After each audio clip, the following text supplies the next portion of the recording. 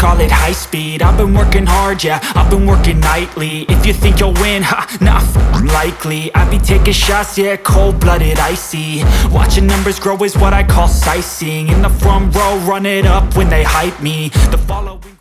Hello guys, magandang araw sa inyo. So nandito ulit ako sa The Courtyards Bermosa dito sa Dasmariñas, Cavite. So for this video naman po, so ito yung magiging updated bike check itong Rigid MTB ni Idol John Marco Kahili. So sa mga dati ng subscriber ko, ang dati mong Rigid MTB was Mountain Peak Ninja. Ano yata yun? Holiday ba yun? Parang November. Holiday yata yun. Parang November yata yun, no? Oo. Halos isang taon na rin, no? Ngayon, di ba na, no? Ito na yung kanyang bagong Rigid MTB. Bale, sabi mo kanina marami ka pinagdaanan pag ako magano. Ano yung mga anim na yun? Pagkatapos ng Ninja, Sagbit Veneno, Rexton, Mountain Peak Rexton, tapos nag-downgrade ako, nag-Striker.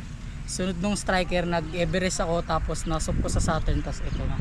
Okay, no? Bale, para ka rin yung na-budget ko dati na nagbabuy and sell, no? Ibig sabihin, pwede ka na mag-vlog eh. Pwede ka na mag-review kasi nagamit ko na iba't ibang bisikleta. No? So ito na. Na-intriga lang kasi ako guys kasi before tayo mag-start kasi ito kasi gravel to eh. Maikli lang tong fork na to, singhaba lang to ng 26er na Provent. Pero kita nyo naman.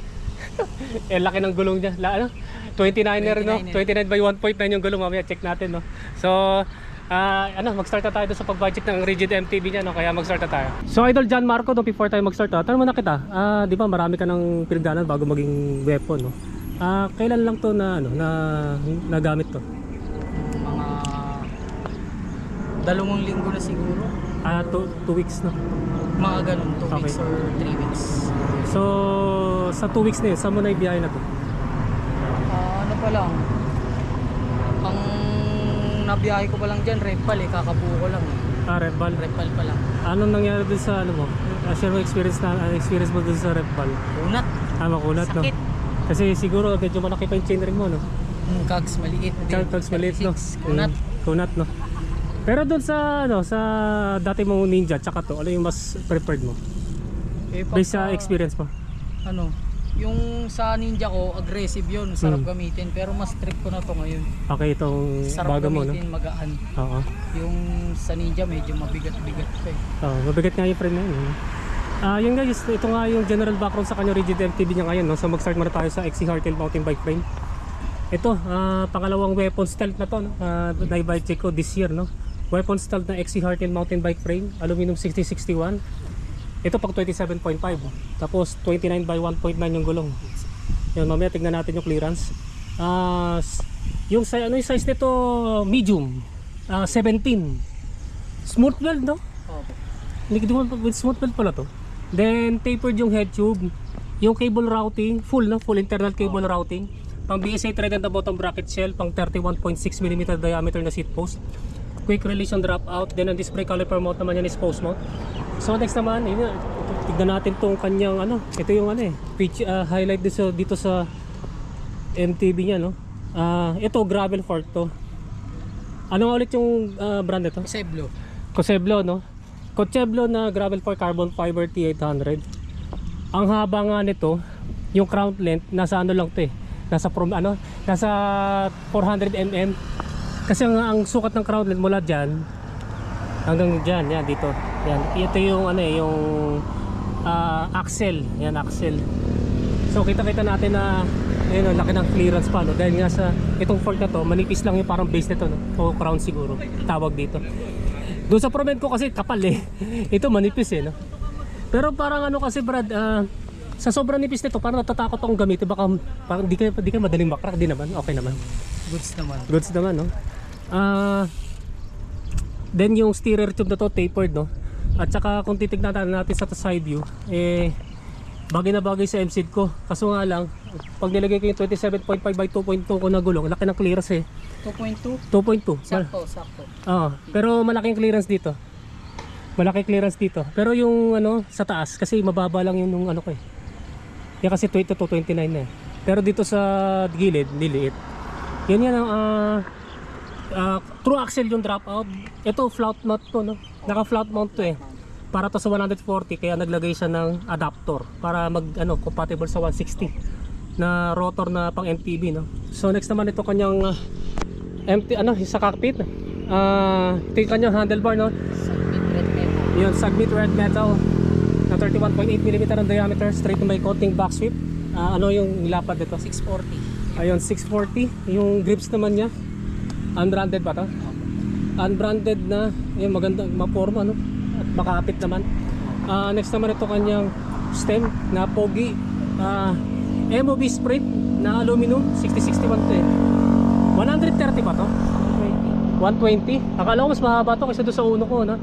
Yung angle naman ito is negative 7 degrees. Next naman yung, ano na pala yung mo? Tapered headset mo? Maxone. Maxo na sealed bearings. Carbon Carbon yung top next naman yung kanyang seat clamp. Tosik na aluminum, Allen type, 34.9mm ang diameter. Yung seat post naman niya 777 na aluminum, 31.6mm ang taba. 400 no? 400mm ang haba. Setback na may single bolt clamping system. Yung sada naman niya QSY na Copy ng pisik. copy ng pisik na walang butas sa gitna. Ito mas flexible to kaysa doon sa pisik eh. Steel railings. So ano yung review mo dito sa saddle mo? Sarap sa puwet. Hindi matigas. Hindi matigas. Pang long ride, no? Yun, so ito nga yung feedback niya dito, no? So proceed naman tayo sa kanyang drivetrain. Yun nga, pambansang drivetrain to, 1x, so wala kayong makikita ng front shifter, front derailleur at saka extra chain rings. Ito kanyang shifter, no? Shimano Deore M4100 na 10 speed na may window. Next naman ito kanyang MTB crank. Ito yung Shimano Deore M5100 din to, no? M5100 na Shimano Deore. 175mm ang crank arm. 96BC dito na pang 3x na asymmetric. Bali 96BCD sa isang chainring, then 64BCD para sa granny ring. Ito naman kanyang chainring na 1x na rawad na rounded, pambansang brand na Decas na 42T. Next naman, ano ulit tong RB clipless to? R550 na Shimano RB clipless pedals. Yung chain naman niya X11 nakalagay dito. Shimano X11. Yung ano to, pang road bike pa MTB? Yung cogs? Pang MTB. Pang MTB? Anong brand ito, idol? Submit. Submit na 11 to? 36. 1136 na 10 speed. Ito naman kanyang MTB rear derailleur. Ito yung Shimano Deore M4100 na 10 speed. So ito nga yung kanyang drivetrain setup ng kanyang MTB. Proceed naman tayo sa kanyang wheelset. Ito yung kanyang gulong, no? Cruiser Sports na 29 by 1.9 na wire bead na exit, slick tire pala, slick tire. So tignan natin yung clearance dito sa frame, no? Pasadong pasado pa. 2.0 pwede pa yata ito eh. 2.0, 2.1 kaya pa dito. Yun nga, tignan natin ulit dito sa fork. Yan, saktong-sakto ba dito? Pwede pa nga dito 2.2 eh, na 29er. Okay na okay pa, pero yung yung haba pang 26er lang eh. Na non-suspension corrected. Yung rims mo naman, idol, anong brand yan? Submit Safari M2B. Safari. Submit. Safari na ulit? M2B. M2B. Aluminum double wall 32 holes. Yung spokes in nipple side, anong brand ito? Richman. Stainless steel. Yung kanyang hubs, Aerowick to? AM 8.7. Aerowick AM 8.7. Ilang poles natin ito, 6 idol? poles pero kinonvert ko sa 3 poles para matining. Ganon, pag ganon. Di ba dapat pag 6 poles yun na mating? Edited yung nakuha ko edited yung 3 poles niya, tinanggal ko makunat.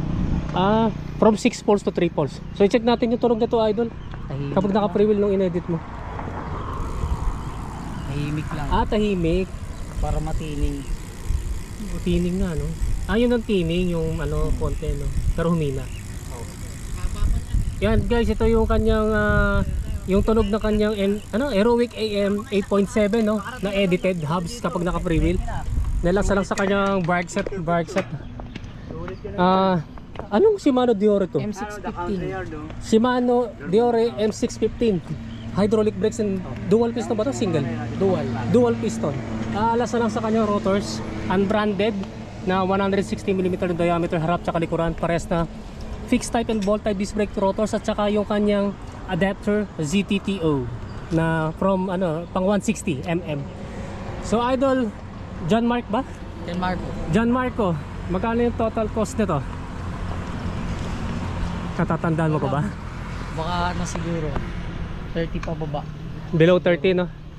Siguro mga 28 no? Opo, ganun.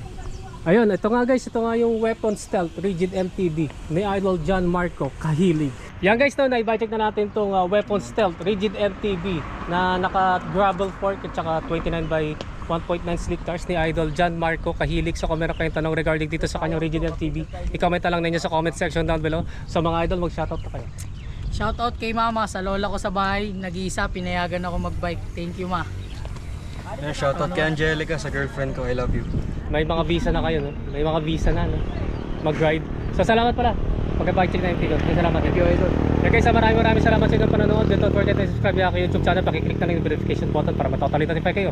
Yan guys, maraming salamat sa inyo and ride safe po sa inyo.